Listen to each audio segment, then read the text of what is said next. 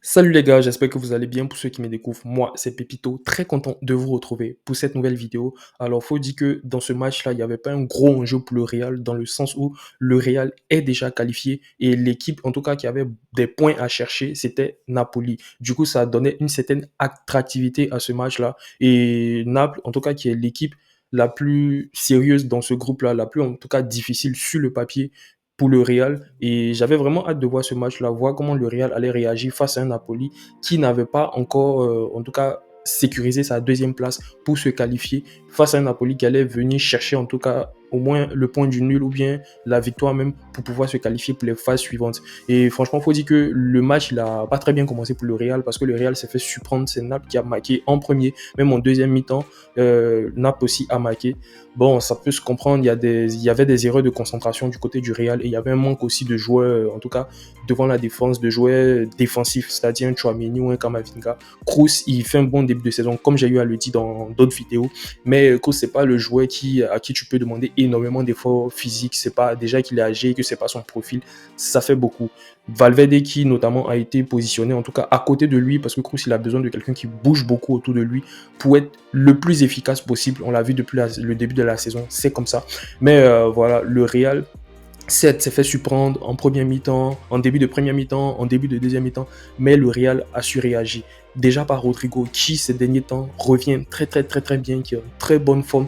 Rodrigo qui marque un très beau but. Lucas, c'est un peu comme ses buts de ce week-end dernier, de très beaux buts aussi.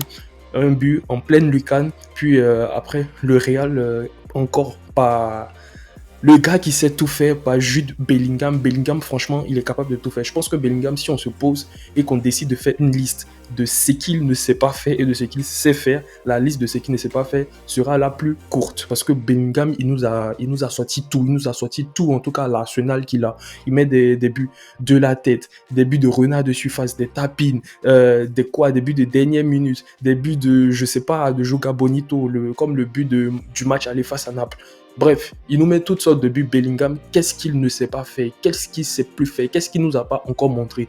Et rendez-vous compte que Bellingham, en fait, niveau stats, en fonction de la première saison au Real Madrid, il fait mieux que Cristiano Ronaldo.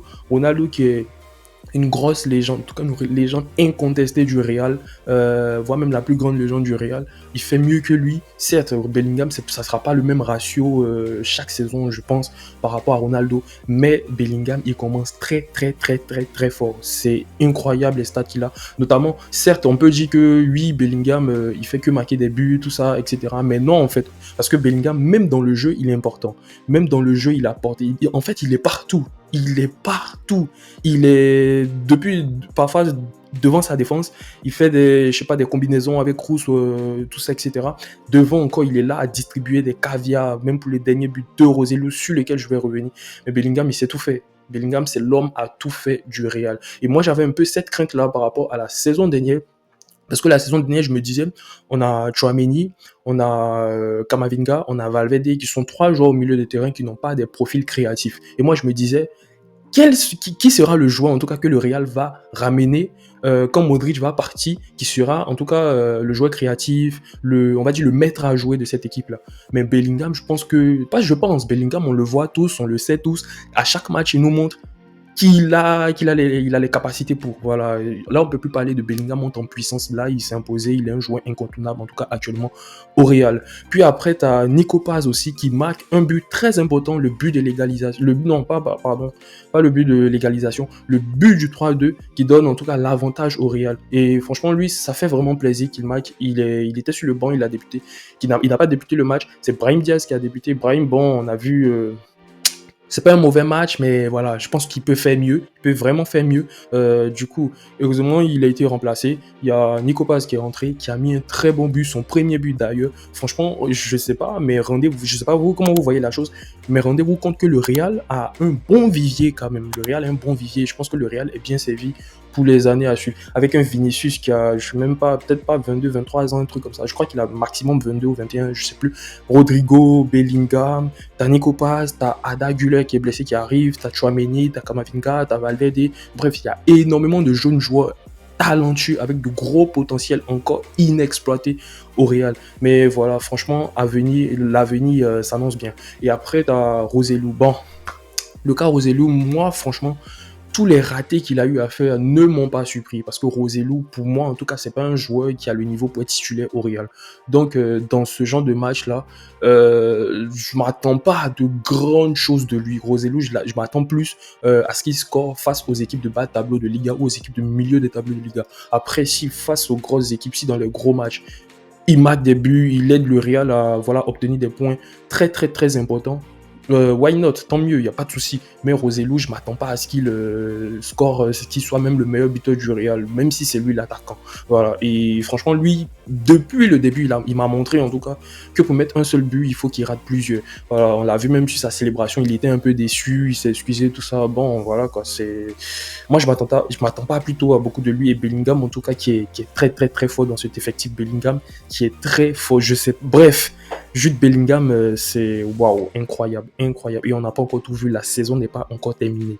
Ça, c'est incroyable. Bellingham, waouh. Et après, bon, ce week-end, il y a le Real aussi qui doit affronter Grenade. Le Real qui est actuellement leader de Liga. Il y a tout qui va bien actuellement, leader de Liga. Le Real, bon, gagne un match, bon, pas facile, mais en tout cas, ils arrivent à revenir dans un match dans lequel ils se sont retrouvés menés. Après, il y a Naples qui a égalisé, ils ont su réagir, tout ça, ils ont eu, bon, je peux pas dire le Real a eu de la personnalité parce que c'est quelque chose qu'on voit tous les jours en Ligue des Champions, c'est le Real, bien sûr. Et le match de ce week-end face à Granade, j'attends de voir ce que ça va donner. Là, le Real a l'occasion ce samedi, a l'occasion de creuser l'écart avec Gérone. Du coup, j'espère que cette fois-ci, le Real va saisir l'occasion et enfin, voilà, commencer à creuser l'écart parce que l'Atlético aussi, ils sont pas mal cette saison. Du coup, c'est un peu ça pour ce match. Rodrigo qui est sorti sur blessure. J'espère que c'est rien de grave parce que lui, il est en grande forme actuellement. Ça commence à faire beaucoup. Modric déjà qui est blessé, Rodrigo qui s'est blessé, Vinicius, Tchouaméni, Camavinga, j'en parle même pas, tous les autres. Ça commence à faire beaucoup au Real. J'espère que c'est rien de grave pour Rodrigo. S'il n'est pas là, je sais pas qui sera aligné. Peut-être un Brahim Diaz avec Roselu devant, mais je sais pas si dans certains matchs importants, si ça va tenir. Après, la suite des matchs du Real aussi, je crois qu'il y a Grenade et il y a d'autres matchs en Liga, mais bon, à voir. Du coup, c'est un peu ça. J'ai pas autre chose encore à rajouter. Franchement, belle victoire. 4-2 du Real. Nico Paz qui marque son premier but. Voilà quoi. On est bien, on termine. Non, je peux pas dire qu'on termine bien la semaine, mais la semaine, voilà, elle commence bien parce que là, on est que mercredi. J'attends de voir le match du samedi. C'est un peu ça du coup. Et ouais, notamment le samedi, le match face à Grenade. Peut-être qu'il n'y aura pas de vidéo. Désolé, je m'excuse parce que là, j'ai un gros emploi du temps. Je suis beaucoup occupé ces temps-ci. Là même, j'ai un peu les yeux qui sont rouges. Du coup, c'est un peu ça. Merci d'avoir regardé cette vidéo. Je compte sur vous pour péter le bouton de like. N'hésitez surtout pas à vous abonner et à partager et activer la cloche de notification, les gars. N'oubliez pas, c'est important. Et on se dit à très bientôt pour la prochaine pépite. Ciao.